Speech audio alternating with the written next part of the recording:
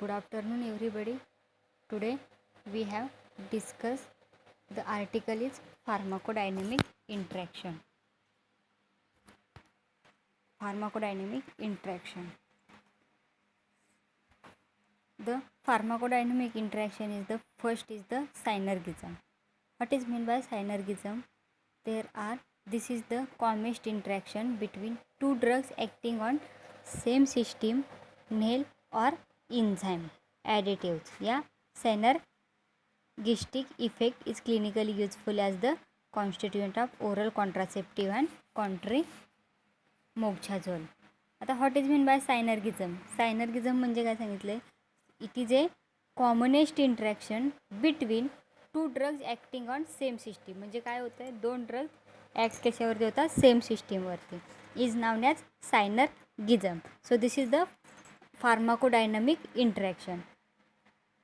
फार्माकोडायनॅमिक interaction. Synergism म्हणजे काय, मराठीत काय म्हटलं जातं, तर दोन स्नायू यांचे एकतानतेने बरोबर काम केले जाते, त्याला काय म्हटलं जातं, synergism. Synergism. Then for example is the calcium blockers and beta blockers. Calcium blockers and beta blockers with negative inotropic effect and the precipitation heat failure in susceptible patient with poor cardiac reserve. So this is first pharmacodynamic interaction is the synergism. Then next is the antagonism. आता what is meant by antagonism? Antagonism is the drugs acting on same cellular system antagonize each other. म्हणजे काय होतं, drugs कशावरती acting होतं, त्याच्या same cellular सिस्टीमवरती. कुठल्या सिस्टीमवरती, cellular सिस्टीमवरती. आणि त्याच्यामुळे काय होतं, तर अँटागोनाइज प्रत्येक ह्याच्यावरती काय होतं, ॲक्ट होतो.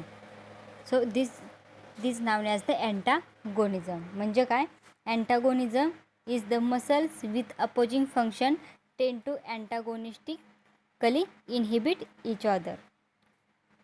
अँटागोनिझम म्हणजे काय असतं, तर ड्रग्ज ॲक्ट कशावरती होतात, सेम सेल्युलर सिस्टीमवरती. कशाच्या ह्याच्यावरती, तर अँटागोनिझमच्या प्रत्येक ह्याच्यावरती. So is known as the अँटागोनिझम.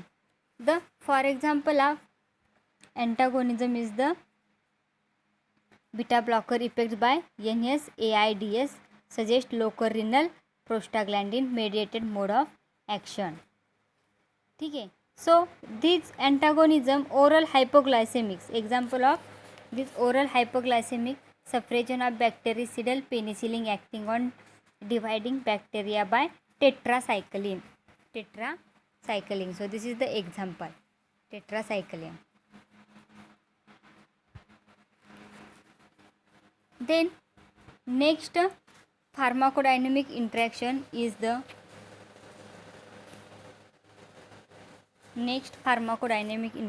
the cellular transport system.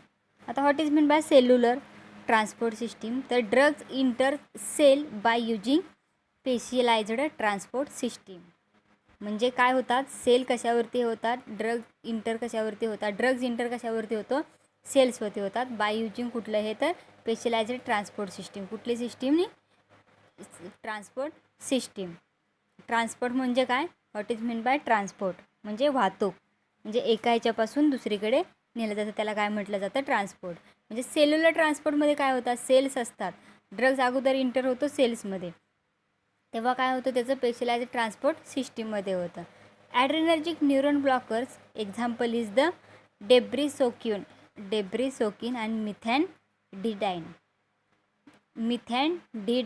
And guanethidine are concentrated over 1000-fold from plasma to adrenergic nerve ending by an amine pump. So this cellular transport system is very important in pharmacodynamic interaction. ह्याच्यामध्ये काय होतं, तर सेलचं काय होतं, drug असतो तो सेल्समध्ये inter होतो आणि त्याच्यामुळे स्पेशलाइज ह्याच्यावरती काय होतं, ते स्पेशलाइज्ड ट्रान्सपोर्ट सिस्टीम फॉर्म होते. Then next pharmacodynamic interaction is the indirect receptor effect. म्हणजे रिसेप्टरचा इफेक्ट कुठं होतो, डायरेक्ट होतो का सेल्सवरती, तर नाही, तर त्याचा इनडायरेक्ट रिसेप्टर इफेक्ट होतो. तर बघा, so this indirect receptor, what is mean by indirect receptor effects.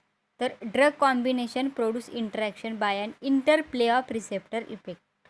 काय सांगितलं आहे, ड्रगचं कॉम्बिनेशन प्रोड्यूस होतं इंटरॅक्शनमध्ये, तेव्हा काय होतं तर इंटरप्ले ऑफ रिसेप्टर इफेक्ट, म्हणजे कुठे त्याच्या इनसाईडला म्हणजे इंटरला रिसेप्टरचा इफेक्ट दाखवतो. So non selective blockers like, ह्याच्यावरती कुठले हे घेतले जातात ब्लॉकर्स, तर नॉन सिलेक्टिव्ह ब्लॉकर्स. आता कुठले आहेत non selective, like propranolol prolong the hypoglycemia by an inhibition of compensatory breakdown of glycogen in insulin dependent diabetes mellitus, म्हणजे IDDM, insulin independent diabetes mellitus. So this is the non selective blockers. आणि हे indirect receptor effect कसं दाखवतात, तर drug combination असते produce होतात ते इंटरॅक्शनवरती काय करतात, इंटरप्ले ऑफ रिसेप्टर इफेक्ट दाखवतात. So this is the indirect receptor effect म्हणजे IDDM.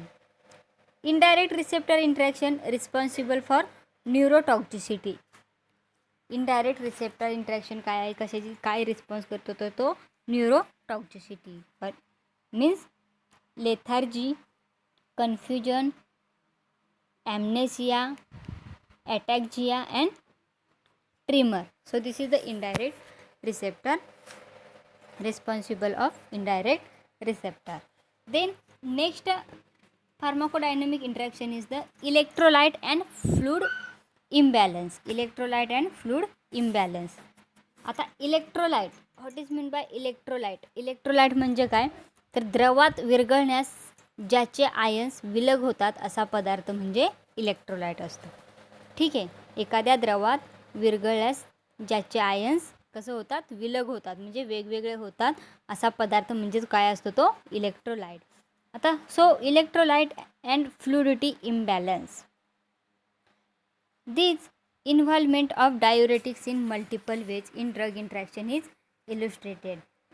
Digoxin and potassium compete for the same binding site on sodium and potassium ATPase, explaining the increased likelihood of digoxin toxicity. म्हणजे ह्याच्यामध्ये काय होतात, electrolyte होतात आणि त्याच्यामुळे fluid imbalance काय होतं, फ्लूइड इम्बॅलन्स आहे ते हे होतं. So this electrolyte and fluid imbalance, similarly hypokalemia during diuretics therapeutic disease like म्हणजे therapy increases risk of ventricular dry ventricular dysrhythmias with quinidine, sotalol or aminodarone. So this is the electrolyte and fluid imbalance. Then next is the patient at risk of drug interaction. Patient of drug risk and patient at risk of drug interaction. So आता याच्यामध्ये काय होते, पेशंटची risk कशी घेतली जाते drug इंटरॅक्शनमध्ये, तर Wien the patient clinically condition changes the review all medication. काय केले जातात, जेव्हा पेशंट कंडिशन क्लिनिकल कंडिशन असतं ते काय केलं, चेंजेस केले जातात. रिव्ह्यू ऑल मेडिकेशन, त्याचे मेडिकेशन असतात ते काय केले जातात, रिव्ह्यू म्हणजे बघितले जातात. Elderly patient on polypharmacy. Elderly पर्सनचं काय केलं जातं, त्याचं पॉलीफार्मसी केलं जातं. कारण का, तर patient at risk of drug interaction.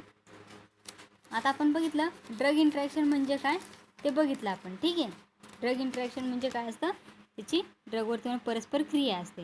मग बघा ड्रग इंटरॅक्शनमध्ये काय पेशंट ॲट रिस्क कशी हे करू शकतात, तर अल्डरली पेशंट ऑन पॉलीफार्मसी म्हणजे जो वृद्ध पेशंट असतो त्याची कशी कंडिशन घेतली जाते, पेशंट ऑफ रिस्क, तर hyper susceptibility to adverse drug reaction, त्याची hyper sensitivity adverse drug interaction घेतले, स्पेशियल अँड CVS आणि CNS, central nervous system and central vascular system. Then postural hypotension and hypothermia, the poor compression and memory. त्याच्यामध्ये काय भेटलं, त्याची memory किंवा compression कसं आहे, पुअर आहे का ते चेक करतात. Simple dose regiment must be keep, तेव्हा काय करतात, सिम्पल डोस रेजिमेंट केला जातो. देन बघा the patient at risk of drug interaction are patient with severe complex acute illness. Patient with severe complex acute illness म्हणजे काय होतं, consulting constantly changing symptomatology with difficulties of differentiating drugs effect of disease related symptoms. For example is the cardiogenic shock. Cardiogenic shock म्हणजे काय होतं बघा, patient with severe किंवा complex acute illness त्याला कसं कधी होतं तर फॉर एक्झाम्पल कार्डिओजेनिक शॉक होईल. Then patient with unstable disease put on chronic therapy. जेव्हा पेशंटचे अनस्टेबल डिसीज ही केले जाते तेव्हा पुट काही क्रोनिक थेरपी कशी होते तर एक्झासर्बेशन किंवा concentration related toxicity. For example brittle diabetes या asthma. Then next is the patient at high risk of drug interaction is the patient depends on chemoprophylaxis. chemoprophylaxis म्हणजे काय होतं, loss of therapeutic effect result in disease break through undesired effect म्हणजे कसा undesirable effect. For example is the Addison disease किंवा renal transplant. Next is the disease affecting major excretory organs.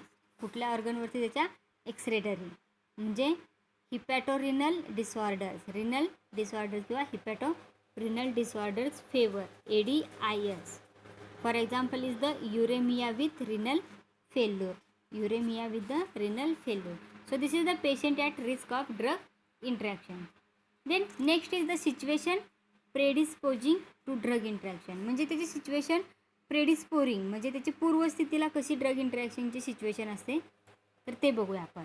So situation predisposing to drug interaction. Predisposing means पूर्वस्थिती. काय situation असते तर use of multiple drugs in combination. कसं केलं जातं, multiple ड्रगचं combination केलं जातं, यूज केला जातो. Then next multi doctor prescription for same patient with compliance. काय केलं जातं, मल्टी डॉक्टर म्हणजे वेगवेगळे डॉक्टर्स असतात ते प्रिस्क्रिप्शन देताना सेम पेशंटला देतात पण with compliance. Then chronic disease like diabetics mellitus म्हणजे diabetics mellitus is the chronic disease या हायपरटेन्शन या acid peptic diseases. So this is the situation predisposing. Then automedication habit म्हणजे त्याला कशी असते मेडिकेशनची हॅबिट असते. So occupational exposure to drugs किंवा केमिकल्समध्ये ऑक्युपेशनल होतं. देन हिपॅटोरिनल डायज फंक्शन जे हे असतात रिनलचे फंक्शन असतात. कुठले डायज फंक्शन ते हिपॅटोरिनल डायज फंक्शन असतात. The next is the genetic disorder म्हणजे अनुवंशकीय ही G6PD deficiency atypical pseudo cholinesterase. Drug addiction. So this is the situation predisposing to drug interaction. आता next is the reason for non detection of drug interaction. पहिल्यांदा काय बघितलं आपण risk म्हणजे patient at रिस्कचा ड्रग इंट्रॅक्शन बघितला. Then next situation of predisposing to drug इंट्रॅक्शनमध्ये कशी सिच्युएशनची पूर्वस्थिती असते ते बघितली. आता आपण बघणार आहोत काय रिझन. त्याचं रिझन काय आहे फॉर नॉन डिटेक्शन म्हणजे कसं न ओळखणारे of drug interaction. Non detection म्हणजे कसे न ओळखीचे. The non detection of drug interaction is situation complexity. Then failure of quantification of effect कसा असतो क्वांटिफिकेशन असतो. Then proneness for non drug aetiology consideration. Then next is the judgement doubt about new drug interaction. So this is the reason for non-detection of drug interaction is the non-compliance with reporting on the part of prescribed. म्हणजे part of प्रिस्क्राईबला reporting कसं असतं non compliance असतं. And medico legal liability botheration and phobias. So this is the reason. काय reason असतं तर so patient is situationally complexity असतो. नंतर तो फेल्युअर ऑफ क्वांटिफिकेशन इफेक्ट असतो. देन क्लिनिकल नाउन कसं असतं, सस्पिशियन इंडेक्स असतो, लो सस्पिशियन इंडेक्शन असतो, non compliance with reporting on the part of prescribed असतो, then medico legal liability, botheration and phobias. So this is the reason for non-detection of drug interaction. So this is the pharmacodynamic drug interaction. म्हणजे काय बघितलं आपण, फार्माकोडायनॅमिक interaction. आता आपण काय बघितलं, drug interaction.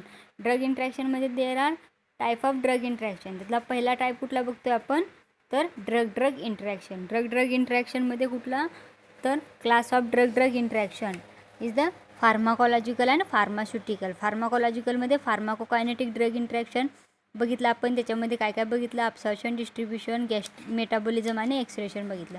Then pharmacodynamics. आता फार्माकोडायनॅमिक्समध्ये आपण काय काय बघितलं, त्याच्यामध्ये synergism, what is mean by synergism, antagonism, नंतर cellular transport system, indirect receptor effect, नंतर electrolyte and fluid imbalance, then patient at risk of drug interaction, then situation predisposing to drug interaction आणि reason for non detection of drug interaction. So this is the pharmacodynamic interaction.